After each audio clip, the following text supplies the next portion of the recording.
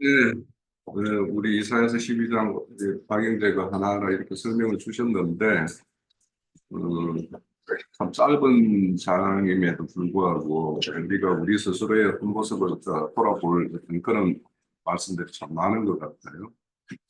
우선은 이 말씀이 이제 연결되는 것이 우리 11장 16절에 보면 그에 남아있는 백성, 곧 아수르에서 남은 자들을 위하여 큰 길을 잃게 하시고 이스라엘이 애국 땅에서 나오던 날과 같게 하시리라. 이런 말씀에 이어서 이제 찬송시가 나오는 건데, 이게 이제 이 내용을 이사야 선지자가 인용한 것은 출애굽기 15장을 이렇게 보면 모세의 노래가 있죠. 홍해를 건넌 다음에 그 노래를 딱 띄어서 딱 가지고 온 말씀이에요. 그래서 실질적으로 이제 출애굽하는 과정에서 보면 앞에는 홍해 바다가 딱 막고 있고 뒤에서는 바로의 군병들이 막 추적해 오는 그 어떤 상황에서 하나님이 딱 물길을 여셔서 그 길을 건너게 하셨잖아요.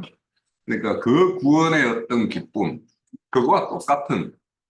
그래서 첫 번째 예루살렘에서 애굽에서 나왔을 때의 그 어떤 기쁨과 이제 바벨론에서 다시 쫓겨났다가 바벨론 포로로 잡혀갔다가 다시 돌아왔을 때의 그 기쁨, 이것을 이제 같은 연결선에서 이제 보고 있는 거죠. 그래서 이제 여쭤보면 이제 아까 이제 저희 기도 내용에서도 그랬듯이 우리가 이제 세상에서 이 복음의 세계로 이렇게 처음에 넘어왔을 때의 어떤 그런 간격, 그런 것과 우리가 이제 종교계에 있다가 종교계를 떠나서 이제 이런 어떤 진리교회라고 하는 쪽으로 와가지고 왔을 때의 어떤 그 기쁨은 사실 이제 첫사람의 어떤 속해 있던 사람이 그 구원받았을 때 그 기쁨만큼 팔딱팔딱 뛰는 어떤 그런 기쁨은 아니죠, 사실은. 약간은 좀, 음, 이렇게 묵은 지와 같은 그런 어떤 깊은 내면에서의 어떤 그런 찬송시 이런 것들일 수 있는데, 이제 우리가 이제 오래도록 이렇게 신앙생활을 하다 보면 우리 그 계시록 2장인가 보면 에베소 교회에 대해서 이렇게 성령님이 책망할 때 보면 너희들이 첫사랑을 잃었다라고 이야기를 해요. 그 첫사랑이라는 것은 실질적으로 하나님의 어떤 복음의 소식을 들었을 때 그때 어떤 우리가 감격했던 어떤 그런 것들과 그 연장성이 있는 거거든요.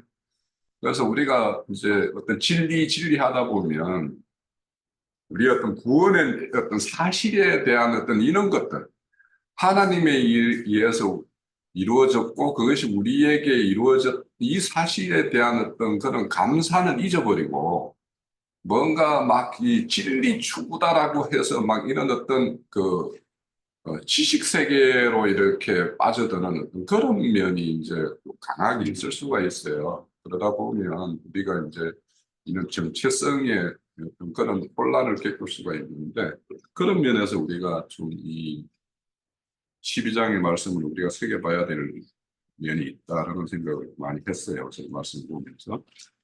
우선은 여기 이제 그날이라고 하면은 우선은 이제 제일 첫 번째로는 남유다가 이제 역사적으로 보면은 아람과 북이스라엘의 어떤 동맹군의 어떤 침략에 대해서 이제 하나님의 어떤 보호, 또 아수르의 어떤 침략에 대해서 하나님께서 보호해서 그들로부터 이렇게 압력을 이렇게 가지고 있었을 때 그때가 이제 일차적인 어떤 역사적인 현장은 이제 가장 가깝게는 그런 것일 것이고요.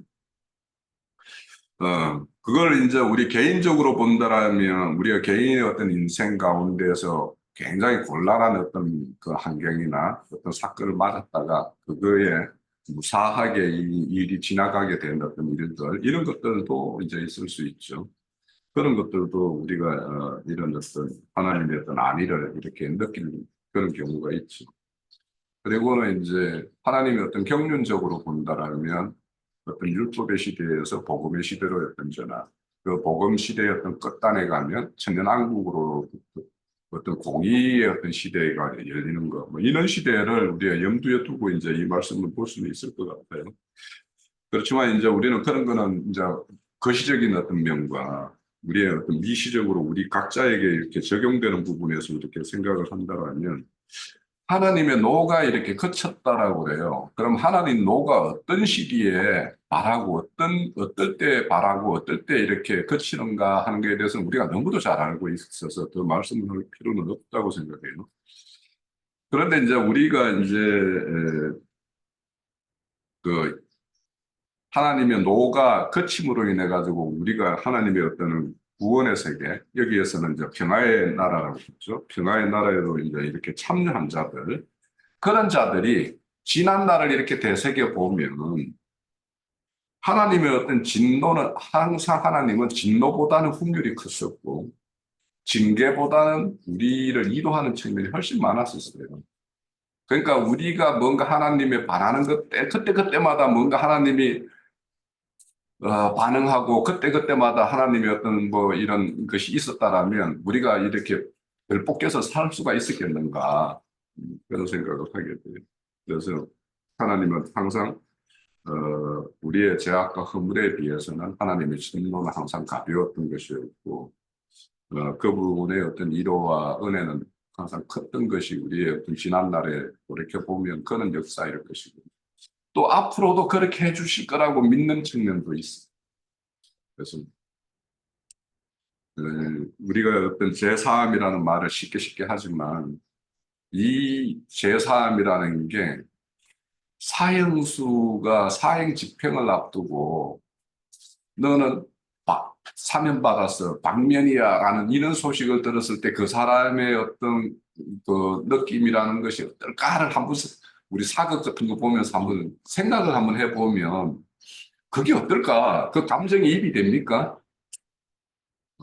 잘 감정이입이 좀 잘 안 되죠. 내가 뭐 사형수의 어떤 집행 때에 뭐 이렇게 섰던 사람이라고 그런 자리에 내 자신을 세워봤는가. 그래서 사실은 그런 건데 그런 어떤 간격이 우리에게는 이제 처음에 이렇게 복음을 들었을 때는 그런 것이 있었지만 그것이 어느덧 이렇게 무덤덤해지는 어떤 그런 것들이 없지 않는가 이런 것들 한번 우리가 이 말씀을 통해서 한번 생각해 볼 필요가 있겠다라는 생각을 했고요. 그리고 2절에 보면 보라 이렇게 하는데 이거는 이런 어떤 진노가 그쳐서 이제 하나님의 안위의 세계에 참여한 자라면 너희들은 알겠니? 보이니? 이런 말이에요. 오히려. 그러니까 감탄사이죠, 오히려. 어, 그래서 그 욥의 경우를 보면 내가 듣기만 하다가 이제 봅니다라고 하잖아요. 그래서 우리가 이 천만한 어떤 심판의 상황에서 자신이 구원받았다는 어떤 그런 체험에서 나오는 하나님에 대한 어떤 그런 믿음, 그 믿음의 눈으로 볼 때, 하나님이 나의 구원이시구나. 하나님은 나의 힘이구나. 하나님은 나의 노래이구나. 이런 말들이 터져 나오지 않을 수 있겠는가 하는 거예요. 그래서 여기 보면은 나의 힘이다, 나의 노래다, 이런 말, 나의 노래다, 이런 말은 참 굉장히 시적인 표현이기도 하지만, 우리가 한번 음미해 보면, 우리가 어느 이렇게 무심하게 이렇게 아무 생각 없는 이런 어떤 상황에 있을 때 내 입에서 그냥 흥얼흥얼 하는 소리가 이렇게 나오는 거 있죠. 그럴 때가 있죠. 어, 어제 그저께 내가 저기 우리 카톡에 올린 아씨 같은 경우도 그냥 흥얼흥얼 하는데 그 노래가 내가 흥얼흥얼 하고 있더라고. 그걸 내가 어디서 들었나, 어디에서 뭐 간접적으로. 그래서 나도 그래서 뭐 음악을 그래서 내가 유튜브에 찾아봐서 이제 들었죠. 들어보니까 그 어떤 드라마가 했을 때는 내가 아주 어렸을 때 진짜 우리 뭐 그 미단위에 그 어디에 뭐 정유소 집을 하는 집에 한 대 TV 있을까 말까 한 시절이었던 것 같더라고. 그는 70년대였던 드라마던데. 그래서 그런 생각도 하면서 이제 그 음악을 이렇게 들어봤는데. 그러니까 이렇게 뭔가 정서적으로나 어떤 감정적으로 완전히 그렇게 그거와 뭔가 개입이 되었을 때는 나도 모르게 흥얼흥얼해요. 그러니까 우리가 주님에 대해서 감사 이런 어떤 그런 홍해를 맞았을 때 그 강에서 이제 죽을 수밖에 없구나 했을 그 순간에 그 강 바다를 갈라가지고 건너의 어떤 체험을 가지고 있는 사람들 입에는 주님에 대한 어떤 구원에 대한 것들이 이렇게 자기도 모르게 이렇게 흥얼흥얼 할 수 있어요. 그래서 어, 우리가 받은 이 구원이라는 것이 나와 얼마나 이렇게 동화가 되어가지고 이런 어떤 나의 노래로서 우리가 노래방 가서 노래하는 것과 여기서 노래하는 건 다를 거 아닙니까? 그냥 이거는 자연스럽게 그냥 나도 모르게 터져 나오는 노래가 되는 것입니다. 그래서 누구와 어떤 이런 노래가 된다라는 것은 완전한 어떤 연합의 어떤 상태를 그냥 자연스럽게 흘러내는 것이 이렇게 노래라는 말로 이렇게 표현된다라는 말씀으로 이제 저는 이해가 되고요.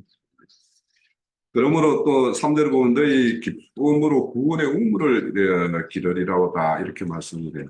자, 이 우물이라는 것, 우리 뭐 그저께 이제 창세기 보면서 야곱의 이제 우물 뭐 이런 것들도 있고 또 요셉을 이렇게 축복할 때 보면 너는 무성한 가지인데 생 곁에 무성한 가지가 그 가지가 담을 넘을 정도로 풍성할 것이다라는 어떤 그런 축복의 말씀이 있어요. 그러니까 샘이라는 것과 이 풍요와 누림이라는 것은 거의 이제 밀접한 말씀이기 때문에 그래서 이런 어떤 우물을 길러서 자기도 뭐 마시겠지만 그 우물을 남에게도 분배해 주겠죠. 이 우물을 이렇게 길르는 사람들은요. 그래서 여기에서 이제 우물이라고 하면 우리에게는 어떤 우물이 있을까? 물론 기록된 말씀 속에서 하나님의 어떤 말씀에 깨우침 이런 것도 있겠지만 우리 인생 살면서 우리 인생이라는 게 이제 세상사를 이제 사막과 같은 거에도 비유해요. 그러면 인생 살면서 세상사를 살면서 왜 하나님이 우리를 이런 뭔가 이렇게 큰 어떤 족속이면 별도로 떼어내가지고 살게 하지 않고 세상 중에 살다가 이렇게 우리의 어떤 교회의 모임이라는 것을 이런 어떤 일요일이나 이런 모임을 통해서 또 확인도 하고 또 뭐 이렇게 하는 어떤 그런 생활을 하게끔 할까라는 걸 한번 생각을 해보면 하나님이 어떤 사막의 길을 여정을 가다가 목말랐을 때 그 오아시스를 발견하는 그런 어떤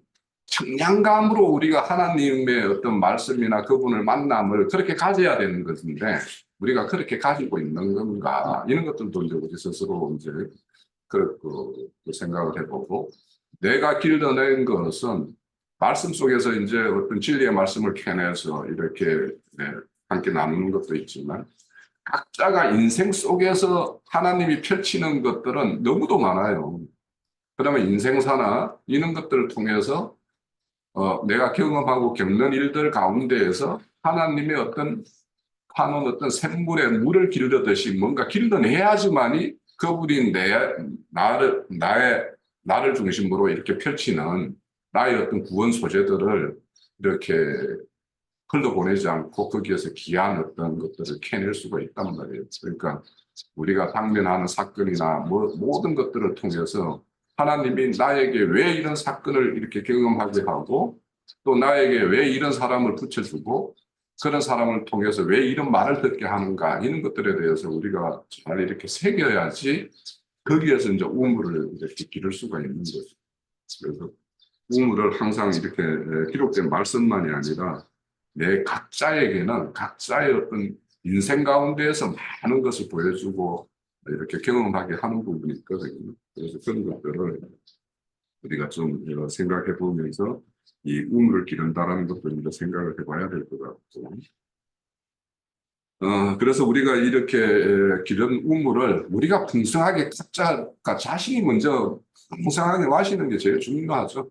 중요하고 그 마신 샘물을 이제 다른 사람에게도 전해주고 내가 맛본 것을 다른 사람도 이렇게 맛보게 권하고 건면하고 하는 것들이 이제 오늘날로 보면 전도예요. 자기가 먹어보지도 않은 것을 뭐 막 먹어본 것처럼 할 수는 없는 거예요. 그거는 그냥 입 빠른 소리지. 그래서 우리가 그런 내 인생에서의 어떤 하나님이 길러주는 어떤 우물, 또 기록된 말씀 속에서 우리가 길러서 마셔야 될 거, 이런 것들도 좀 이렇게 균형 있게 이렇게 생각을 해볼 필요가 있겠다라는 생각이 하고요. 자, 그날에 또 너희가 사절에 그날에 너희가 또 말하기를 여호와께 감사하고 그 이름을 부르며 그 행하신 망 중에서 판을 그 이름을 높다 하라 이렇게 말씀하는데, 그러니까 그렇게 그분이 공급해주는 생명수를 마시고 그걸로 인해서 내가 청량감을 얻고 앞으로 나아갈 새 힘을 얻은 사람이라면, 그런 힘을 얻고 있는 사람이라면 그 하나님을, 나에게 그런 걸 공급해준 하나님을 왜 이름을 높이지 않으며 그분을 왜 자랑하지 않겠는가. 그죠? 그래서 그런 어떤 하나님이 주시는 그 생수의 어떤 물을 마신 사람은 구원의 하나님을 높이며 그 이름을 나아가기를 원하며 그가 행하신 모든 일을 널리 자랑할 수밖에 없겠죠. 그것이 이제 생명의 순리라고 이제 늘 이렇게 말을 합니다. 그거는 왜 그러냐면 열국 중에 이스라엘을 선택한 이유가 뭐예요? 제사장 나라로 살기 위한 거잖아요. 그러면 여기에 우리도 주님의 부름을 받아서 다 모여서 이렇게 모임을 갖는데, 여기 각자 부른 이유가 다 제사장 나라로 삼고 싶은 거예요. 제사장으로 세우고 싶어 하는 거예요. 그러면 제사장이 하는 일이 뭐예요? 결국에는 죄인과 하나님 사이에 중재자 역할을 하는 것이잖아요. 하나님은 이런 분이에요. 하나님, 저 사람은 이런 부분이 있는데 주님, 저 형제와 저 자매에게는 이런 것에 대해서 하나님의 어떤 나서한 위로와 손길이 필요합니다라고 이렇게 우리가 기도할 수도 있는 거예요. 그런 것이 이제 부름의 이유죠. 그래서 우리가 이런 어떤 주님께서 우리에게 선한 일을 베푸셨다라는 걸, 우리가 그 선함을 입었다라면 우리가 입은 것을 알지 못하는 자들에게 전해서 그들도 함께 알게 하고 누리게 하고 하는 것은 너무도 당연한 거예요. 그래서 저는 이제 예전에 내가 현실적으로도 내 형제와 내 부모님들이 계시는데 저분들을 어떻게 전도해야 되지 하는데도 참 안 되더라고. 안 돼서 그냥 이것도 뭐, 그 어떤 혹시 우리 집 가문에서 나 하나 이렇게 빼내가지고 나로 인해서부터 이제 새 출발을 하는 거다라고 생각을 할 수밖에 없는가, 이런 식으로 이제 이렇게 자수하기도 했었는데, 참 그럼에도 불구하고 우리가 이제 네, 우리의 소임이라는 것이 분명히 어디에 있는가 하는 것들을 우리가 이제 분명히 알 필요가 있죠. 자, 5절에 보면 여호와를 찬송할 것은 극히 아름다운 일을 하셨음이니 이를 온 땅에 알게 할지어다. 그래서 앞에 이제 말씀드린 대로 우리가 찬송하는 거 있죠. 여호와를 찬송하는 것은 우리가 앞서서 뭐 앞에 우리 찬송가 시를 이렇게 노랫말로 이렇게 붙여서 이렇게 노래한 것도 있지만, 이거는 뭐 여러 번 우리가 이제 언급되는데, 히브리서 13장에 보면 13장 5절에 보면 하나님이 받으시는 찬송이 무엇인가를 이렇게 설명을 하고 있어요. 13장 15절, 히브리서 13장 15절에 보면 12절부터 읽어봐도 좋겠네요. 그러므로 예수가 자기 피로서 백성을 거룩하게 하려고 성문 밖에 고난을 받으셨어요. 이건 뭐냐면 하나님이 우리에게 선한 일을 행하시기 위해서 하신 일이죠. 당한 일이죠. 그런즉 우리가 그의 치욕을 짊어지고 영문 밖으로 그에게 나가자. 그의 치욕을 짊어지면 우리도 그의 치욕을 받을 수밖에 없어요. 세상에 나가서는. 우리가 여기에 영구한 도성이 없으므로 장차 올 것을 참나니, 그러니까 땅에는 영구한 도성이 없죠. 그러니까 하늘의 도성만이 영원일 것이기 때문에 우리는 그것을 이렇게 사모하는 어떤 그런 마음으로 우리가 신앙을 하죠. 그래서 그런 마음으로 뭘 해야 되느냐? 15절. 그러므로 우리는 예수로 말미암아 항상 찬송의 제사를 하나님께 드리자. 그 찬송의 제사가 뭐냐? 이는 그 이름을 정언하는 입술의 열매다. 이렇게 말해요. 그 이름을 정언하는 것이 하나님의 찬송이라는 거예요. 그러니까 그거의 아름다운 일, 죽음에서 생명으로, 사망에서 생명으로 옮기신 일, 이것이 이제 그분이 행하신 아름다운 일인데, 이 일을 온 땅에 알리는 것이 그분을 찬송하는 거예요. 그리고 이제 로마서 뭐 잘 아시다시피 12장 1절에 보면 너희 몸을 하나님의 기뻐하시는 거룩한 산제물로 드리라고 그러잖아요. 우리 몸을, 예? 우리 몸을 산제사로 드린다라는 것은 아, 저 어떤 사람을 보니까 진짜 하나님에게 온전히 드리지는 어떤 그런 삶을 살고 있구나 하는 것들이 보여져야 되는 거예요. 그래서 우리가 이런 부분에서도 하나님의 어떤 산 제물로서 온전함을 이루기 위해서는 어떻게 해야 되는가 이런 것들도 이제 우리가 각자 생각을 해볼 필요가 있죠. 자, 그래서 우리가 먼저 부흥을 체험한 자들로서 이와 같이 하나님의 뜻을 알고 하나님 뜻에 합당한 삶을 통해서 하나님을 찬송함으로 온 세상을 널리 알리고 우리가 정인의 삶을 사는 것이 우리가 여기서 말하는 여호와를 찬송하는 것이고 그의 아름다운 일을 온 땅에 알리는 것이다라는 거죠. 또 이제 6절에 시온의 주민아 소리 높여 부르라 이스라엘의 거룩하신 네가 너희 중에서 크심이라 할 것이다. 자, 여기 시온이라면 이제 시온산을 말하죠. 이제 산에 오른 자예요. 자, 우리 각자도 다 이렇게 산에 오르면 높은 데 가면 큰 소리 한번 치보고 싶은 그런 욕구가 있죠. 산에 가면 그래서 정상에 오르면 막 뭔가 이렇게 함성을 지르고 뭐 이러면 또 앞에 산이 있으면 메아리를 듣기도 하고 막 이렇게 하죠. 그러니까 산에 오르면 오른 사람이면 소리 지르고 싶은 거예요. 그러니까 내가 아직도 뭐 소리 지르고 싶은 욕구도 없고 이러면 내가 산에 정상에 올라 있나 안 있나 뭐 이런 걸 내 스스로 점검해 보면 돼요. 그러니까 그래서 산에 오른 사람이고 하나님의 어떤 구원을 맛본 사람이고 하면 1절에서 6절에까지의 모든 것들은 자연적으로 터져 나올 수밖에 없는 찬송시다라는 것이 이제 오늘 이사야서 12장의 어떤 내용들입니다. 그래서 오늘 우리가 우리의 자랑거리가 참 많아요, 그죠? 주님에 대해서. 그러면 그 자랑거리가 내 안에서만 그냥 자랑거리고 바로 이렇게 남아 있으면 한 달란트 받아가지고 땅에 묻어놓은 불의한 종하고 똑같아요. 그러면 내가 가지고 있는 그 자랑거리를 나팔수가 되어서 나팔을 불어야지 다른 사람의 속죄를 입을 수가 있어요. 그래서 우리가 일곱 절기도 딱 그 순서대로 우리가 오순절에 그 영을 받았고 우리가 영을 받아서 나팔수가 되면 영을 받은 자가 나팔수가 되는 거예요. 그럼 나팔수가 되어서 나팔을 불게 되면 하나님을 알지 못하는 자들이 찾아와서 속죄를 이루게 되고 그리고 나서는 그런 것이 이제 교회 생활이고 초막절 생활이고 그 생활을 마치게 되면 우리가 음부 세계에서 수장되었다가 마지막 이제 영원한 장막에 이렇게 들어가는 것이 우리 일곱 절기의 어떤 그 숨어 있는 내용 그대로예요. 그러니까 우리가 이런 어떤 순리, 어떤 생명의 어떤 자연스러운 흐름 이런 것들을 생각해 본다면 그 흐름과 내가 잘 이렇게 맞게 이렇게 흐름을 가지고 있는가 없는가는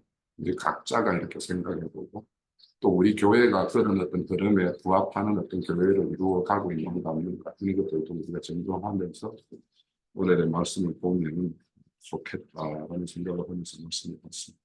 그래서 이 정도로 합니다.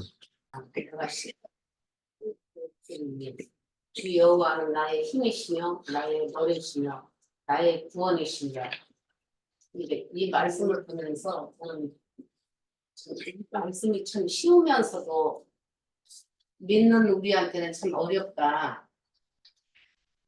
왜냐하면 베드로가 잠깐만요. 제가 볼게요. 마태복음 16장 15절에서 보면 15절에서 17절까지 보면은 이르시되 너희는 나를 누구라 하느냐 시몬 베드로가 오늘 주님께서 물어본 거잖아요. 근데 시몬 베드로가 대답하였는데 주는 그리스도시요 살아계신 하나님의 아들이십니다. 예수께서 대답하여 이르시되 가요나 시모나 내가 거기 있도다. 이를 내게 알게 하는 이는 혈육이 아니요 하늘에 계신 내 아버지시니라. 분명히 혈육이 아니라고 했거든요. 근데 여기서는 베드로가 속에서 주님께서 알려주신 말씀을 한 거예요. 근데 그 마태복음 26장 33절에 가면은 베드로가 대답하여 이르되 모두 우리 주를 버릴지라도 나는 결코 버리지 않겠나이다. 그럼 이건 혈육으로 말하는 거예요, 지금. 이건 주님께서 알려주신 것이 아니고 그냥 옛사람이 나와서 주님께 바로 그냥 내쏟은 말이에요, 이거는. 이건 주님이 알게 하신 것이 아니고 내가 왜 이걸 보자겠냐면 그리고 나서 세 번째 이제 주신 말씀은 75절에 26장 75절에 주님께서 이제 베드로가 세 번을 부인을 했어요. 부인을 하고 나서 75절에 보면 이에 베드로가 예수의 말씀에 닭 울기 전에 네가 세 번 나를 부인하리라 하심이 생각나서 밖에 나가서 심히 통곡하리라. 이걸 보면서 처음에는 하나님의 아들이시오 그 그리스도시라 했던 것은 주님께서 속에서 알려주신 거라는. 두 번째는 자기가 이제 그렇게 이제 주님이 맨날 알려주는 게 아니에요. 어떤 영안에서 주님이 알게 할 때와 이 두 번째는 자기가 주님이 다 버리면 나는 다 버리더라도 주님을 버리지 않겠나이다는 것은 내 막 저기에서 올라오는 거잖아요. 다 버려도 나는 안 버리겠다. 우쭐한 그 마음에 그랬던 것이 탁 꺾어지면서 세 번을 부인하고 나서 주님을 눈을 봤을 때 통곡했다는 것이 이게 이제 실제로 다시는 내가 주님 앞에서 입을 함부로 열 수 없겠다 하는 거 이걸 보면서 저는 12장 2절에 보면 보라 하나님은 나의 구원이시라 내가 신뢰하고 두려움이 없으리니 주 여호와는 나의 힘이시는 나의 노래시는 나의 구원이시니라. 이 말씀이 이거 혈육에서 나오는 게 아니고 우리가 인생 살아가다 보면 쑥쑥쑥 나올 수가 있어요. 지금 여기서 다 했던 것은 아는 걸로 주님을 찬양하고 감사를 드리는 게 아니고 내가 주님과 함께 그 길을 갈 때 아까 선생님들 말씀하신 것처럼 눈물 고개도 넘어가고 어떤 환경 속에서 이런 거 저런 거 넘어갈 때는 사람이 이제 바꿔지는 거거든요. 아까 홍현재님이 그 노래도 했던 것처럼 그건 이제 주님이 저는 이제 그걸 주님이 알게 할 거라고. 우리가 하도 힘들 때 너 근심 걱정 말아라. 내가 모든 걸 내가 할 것이다. 그런 거 했던 것은 나도 생각지 않았을 때 이거 나온 것은 주님이. 그런데 이제 저도 이것을 한참 전에 좀 알았어요. 어떤 것도 이것도 주님이 했어. 저것도 주님이 했어. 이거 내가 감사해. 이것도 주님이 감사했어. 지나가고 나면 실패가 여전히 남았을 때는 그때는 내가 움찔한 마음에 베드로가 아직까지 처리받지 못한 그 성분이 그냥 툭툭툭 나오는 말이에요. 근데 이제 여기서 보면 신뢰하고 두려움이 없으리니 하는 것은 우리가 이걸 어떻게 표현을 해야 제가 속에서는 아는데 표현하기가 참 쉽지는 않아요. 그런데 그 주님께서 기도한 것이 있잖아요. 제자들이 거기다 있고 졸고 그러니까 아버지여 이 잔을 내게서 할 수만 있다면 옮겨주시옵소서. 하지만 내 원대로 마옵시고 아버지의 뜻대로 하옵소서 했던 것이 주님께서 내 속에서 어떤 우리 환경들이 왔을 때 주님께서 기도를 하는 거예요. 나를 잊고 온전히 주님께서 당신의 아버지한테 기도하는 것을 주님이 알게 하는 거예요. 이건 내가 기도하는 게 아니고 주님이 내 속에서 아버지한테 기도하는 것을 제가 보면서 깜짝 놀랐어요. 우리가 주님 감사해요. 주님 사랑해요. 우리 이렇게 알았으니까 감사 기도할게요. 그게 아니고 순간에 주님이 내 속에서 입을 열어서 나는 진짜 그러니까 아무것도 할 수 없는 가운데서 너는 내가 네 입을 좀 빌려야 되겠다. 내 입을 빌려서 네 입을 빌려서 내가 이걸 좀 알게 할 때 주님이 나한테 곱씹어서 다시 두 번을 알게 하셨던 것을 보면서 여지까지 내가 이렇게 살아왔던 것들 그것은 내가 얼마나 많이 주님께 맹세 듣고 헛맹세를 했냐. 아까 형제님 저기 박형제님 말씀하셨던 것처럼 나의 구원의 시라 이게 감사 찬송인데 감사 찬송을 얼마나 깊이 있게 주님을 알면서 감사 찬송을 할 것인가. 주님이 우리한테 이걸 주셨으니까 감사가 아니라 내 속에서 주님이 두려움 없이 신뢰함으로 주님께 감사를 하는 것이 참으로 네가 나한테 기도를 하는 거다. 그래서 이스라엘 하나님께서는 졸지도 주무시지도 않는다고 했을 때 예수님은 우리를 통해서 중복 기도를 하고 그 중복 기도를 주님이 받으시는 거예요. 하나님 아버지께서. 그 기도야만이 참으로 주님이 받는다는 것을 주님이 저도 몰랐던 것을 깨닫게 하더라고요. 아, 여지껏 내가 내 입술을 벌렸는데 어떨 때는 왜 이게 안 맥히지? 그런 게 있을 거예요. 분명히 주님께서 했는데 왜 나중에 실패로 돌아왔지 했는데 그때는 내가 그냥 아 이게 주님께서 알겠으니까 이거 했어. 했는데 이 어느 순간에 와서 봤을 때는 찬송도 감사도 주님께서 내 입을 통해서 정말 아버지께 주님 감사합니다. 그러니까 예수님이 아버지께 기도하는 거 말씀이신 주님께 기도를 하는 것을 좀 제가 좀 이렇게 말씀드리는 쉽지는 않은 거예요. 이게 저는 이제 이것을 좀 주님이 알게 했으니까 하는데 이걸 표현한다는 게 쉽지는 않아요. 그런데 제가 주님이 알게 했던 것은 뭐냐면은 내가 네 입을 들어서 네가 나와 함께 산다면 내 삶이 곧 너의 삶이다. 그래서 그것을 아버지께 기도할 때 그 기도만을 받는다는 거예요. 그래서 왜 베드로가 저렇게 실패를 했을까 했을 때 가요나 시모나 했을 때는 혈육이 아닌 아버지께서 알려줬다고 했어요. 분명히. 근데 이제 두 번째 가서는 내가 주를 따라가겠나이다. 다 주를 버릴지라도 했을 때는 내가 우쭐한 마음에 주님과 여전히 살지만 주님과 같은 마음이 아니었던 거예요. 주님과 나와 같은 마음이 돼야 하나가 됐을 때 여기 신뢰하고 두려움이 없으니 주 여호와는 나의 힘이시면 나의 노래시면 나의 구원이셔야 되는데 강놀면서 주님이 이거 했다 저거 했다 했을 때 이게 베드로가 나잖아요. 나 이렇게 막 나서는 거. 근데 이제 두 번째는 그거 실패를 하고 나서 세 번째 주님이 뒤돌아봤을 때 통곡을 했다고 했어요. 그래서 그 주님, 그 베드로야만이 다시는 주님을 배반하지 않겠구나 하는 것을 요즘에 좀 제가 깨달으면서 진짜 이렇게 가는 것이 하나만 아는 게 아니고 분명히 몇 단계가 있구나. 그렇게 했을 때 우리가 실패를 여전히 했던 것은 내가 주님을 알아도 깊이 모르고 그래서 우리가 그래 저도 그랬고 많은 말씀들을 대통 가운데서 해요. 이렇게 해야 되겠다. 감사해야 되겠다. 다 하죠. 우리 여기 지체들 여기 다 있지만 감사 않는 기도가 어디에 있겠어요. 주님 감사해요. 주님 날 이렇게 이끌어와서 했는데 그 기도가 주님이 볼 때 받는 기도가 있고 안 받는 기도가 있다는 것을 제가 좀 느꼈어요. 그냥 쉽사리 쉽게 하는 말은 주님이 그건 네가 한 거야. 네 속에서 내가 너를 통해서 내가 중국 기도할 때 아버지한테 할 때 그 아버지가 오케이 하고 연락을 할 때 주님께서 받는다는 것을 요즘에 좀 알면서 좀 저도 좀 표현이 안 돼서 좀 힘들긴 하지만 제가 알았던 걸 좀 교통을 했어요. 이렇게 감사참여라고 얘기를 하는데 실제로 이제 영국의 오거스타 공주라는 여자가 있어요. 그런데 이 여자가 공작과 결혼을 해가지고 그 생활을 하다가 그러니까 태어나가지고 좋은 것들로 그 모든 것이 다 좋은 것들로 치장이 됐던 이 공주가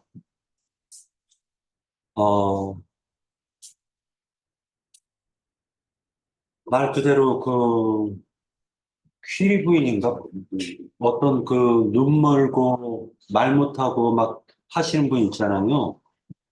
그 여자의 신앙 간증을 듣고 난 다음에 이가 아프리카로 가요.